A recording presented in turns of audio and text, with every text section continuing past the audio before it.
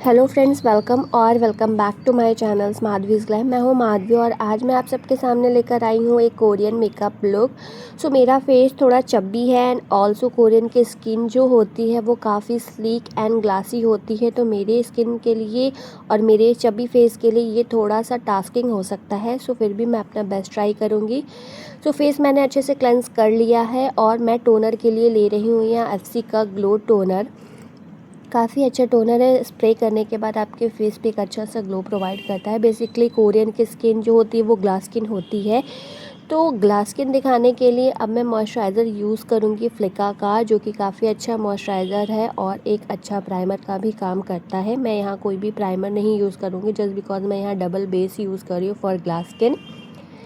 अच्छे से अपने फेस पर अप्लाई करने के बाद देन मैं यहाँ यूज़ करूँगी स्विस ब्यूटी का एक हाइलाइटर, क्रीम हाइलाइटर कह लो या फिर आप स्ट्रोब क्रीम भी कह सकते हो, just to make my skin extra glassy and plumpy.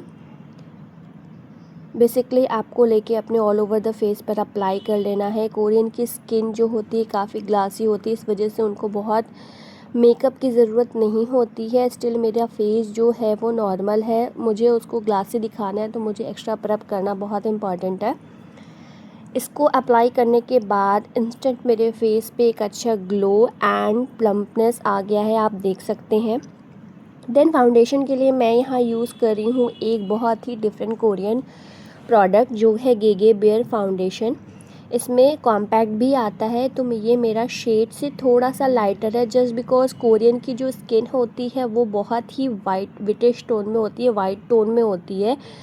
तो कोई भी बात नहीं है, जस्ट बिकॉज फाउंडेशन अप्लाई करने के बाद ये मेरे स्किन में काफ़ी अच्छे से एब्जॉर्ब हो जाएगा। मेरी फेस जो है वो चबी है और चबी फेस को और स्लीक एंड पतला दिखाने के लिए मैं बहुत ही हैवी कॉन्टोरिंग करूँगी।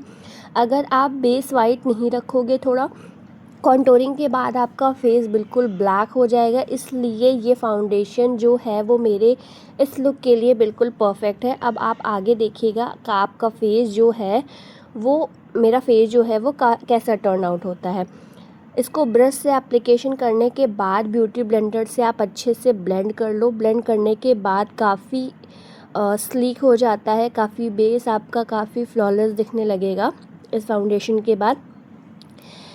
देन मैं यहाँ अपने नोज़ को कॉन्टोर कर रही हूँ। जैसा कि मैंने प्रीवियसली आप लोगों को बताया है कि कोरियन का जो फेस होता है वो काफ़ी कॉन्टोर एंड स्लीक होता है। मेरा फेस जो थोड़ा चबी है, इस वजह से मैं कॉन्टोरिंग बहुत ही हैवी करने वाली हूँ। तो आप इस तरीके से आइज़ के पास सी बनाते हुए अपने नोज़ को बिल्कुल पॉइंटेड दिखाने के लिए इस तरीके से नोज़ को कॉन्टोरिंग कीजिए।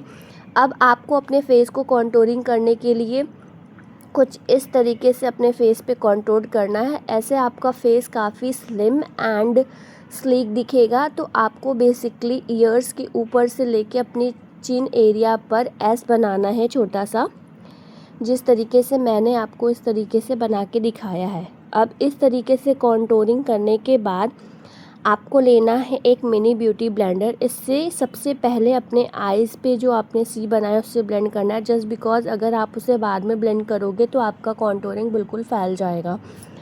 अच्छे से कॉन्टोरिंग को ब्लेंड करने के बाद आप देख सकते हैं डिफरेंस कितना मेजर है। मेरी नोज़ जो थोड़ी सी चिपटी थी वो थोड़ी सी स्लीक एंड स्ट्रेट दिख रही है। नोज़ की कॉन्टोरिंग ब्लेंड करने के बाद अब इस फेस की कॉन्टोरिंग को ब्लेंड करने का तरीका ये है कि आपको बिल्कुल नीचे की तरफ ब्लेंड करना है। जैसा कि मैंने कहा था कि मेरा फेस जो है वो थोड़ा सा वाइट लग रहा है जस्ट बिकॉज मैं हैवी कॉन्टोरिंग करूँगी, तो इस वजह से मेरा फेस बहुत ब्लैक दिखेगा, इसलिए मुझे वाइट कॉन्टोरिंग करनी पड़ी है। अब इस कॉन्टोरिंग के बाद आपका फेस जो है वो काफ़ी स्लीक हो जाएगा। अपने फॉरहेड, अपने डबल चिन को कॉन्टोर करने के बाद एक लेना है लिक्विड ब्लश। आपको बिल्कुल स्ट्रेट देखते हुए अपने आइज़ बॉल के जस्ट नीचे आपको इस अप्लाई कर लेना है। अप्लाई करने के बाद बहुत स्लीमलेसली इसको अच्छे से ब्लेंड कर देना है। ब्लेंड करने के बाद आप लोगों को लगेगा कि ब्लश बहुत ज़्यादा हो गया, जस्ट बिकॉज पाउडर करने के बाद मैं इस पर कोई भी पाउडर ब्लश नहीं लगाऊंगी।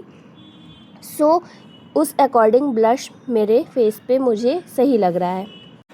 ब्लश को अच्छे से ब्लेंड करने के बाद अब सेम कॉम्पैक्ट पाउडर से आपको अपने ऑल ओवर द फेस को सेट कर लेना है। याद रखना चाहिए कि आपका कॉन्टोरिंग, आपका ब्लश लाइन बिल्कुल भी विजिबल नहीं होना चाहिए, जस्ट बिकॉज फेस बहुत ही गंदा दिखने लगेगा।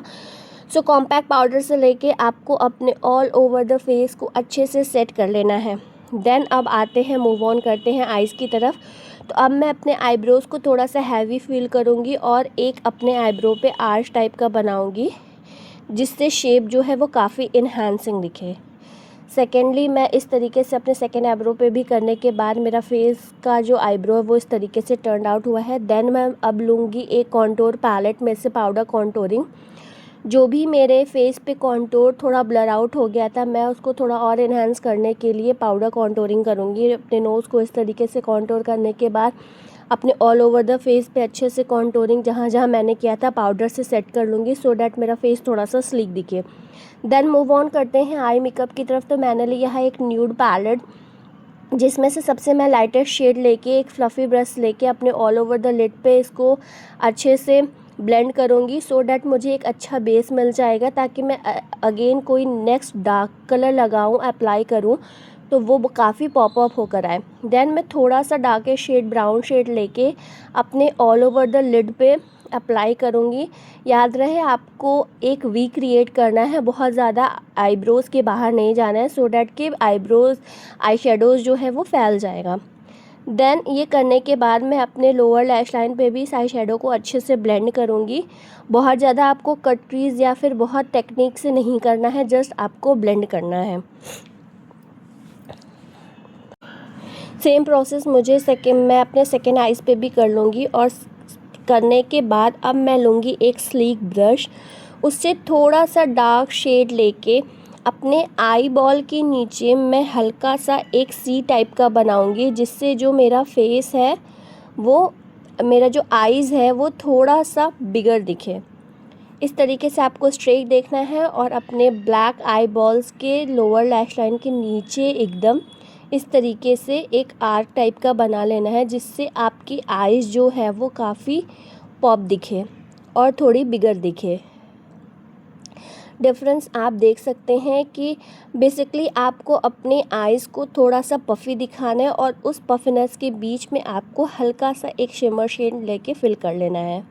दोनों आईज़ में प्रोसेस करने के बाद अब मैं अपने आईलैशेस को अच्छे से एनहांस करूँगी वेट एंड वाइल्ड के इस मस्कारा से। बहुत ही अच्छा मस्कारा है, आपके आईलैशेस को बहुत वॉल्यूमाइज़ कर देता है। देन डिफरेंस आप देख सकते हैं बिफ़ोर एंड आफ्टर मस्कारा। मैंने अपने नोज़ पे हल्का सा हाइलाइटर अप्लाई किया है एंड नोज़ के टिप पर थोड़ा ज़्यादा किया है। अब मैं इस तरीके से आईलाइनर को अप्लाई कर लूँगी। बेसिकली मैंने सेंटर लाइन से लेके एक हल्का सा पूरे अपने ऑल ओवर द आइज़ पे आईलाइनर न लगा के सेंटर से अप्लाई करके हल्का सा विंग्स क्रिएट किया है और अपने इनर कॉर्नर को भी अच्छे से मैंने आईलाइनर से फिल कर लिया है। देन मैं यहाँ लूँगी इस तरीके का एक बुलेट लिपस्टिक, जो कि ब्राउनर शेड में है, उसको लेके अपने ऑल ओवर द लिप्स पे अप्लाई कर लूँगी। और अप्लाई करने के बाद उसके सेकंड टिप्स में मैं जो ग्लॉस है, उससे, आपके पास कोई भी ग्लॉस हो आप उससे इसको कोट कर सकते हो, लेके मैं अपने लिप्स पे अच्छे से कोट कर लूँगी, सो डैट्स कि मेरे लिप्स जो हैं वो भी थोड़े क्लासी दिखे।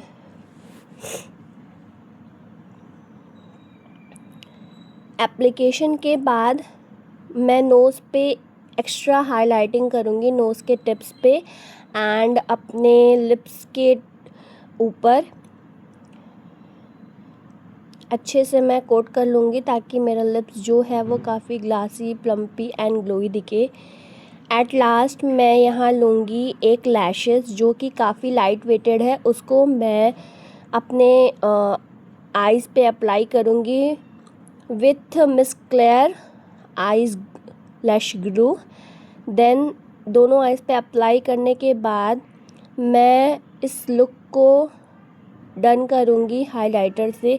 एक अच्छा सा हाइलाइटर लेके आपको अपने लिप्स के ऊपर और अपने नोज़ पे लगा लेना है। आप मुझे कमेंट करके ज़रूर बताइएगा आपको ये लुक कैसा लगा।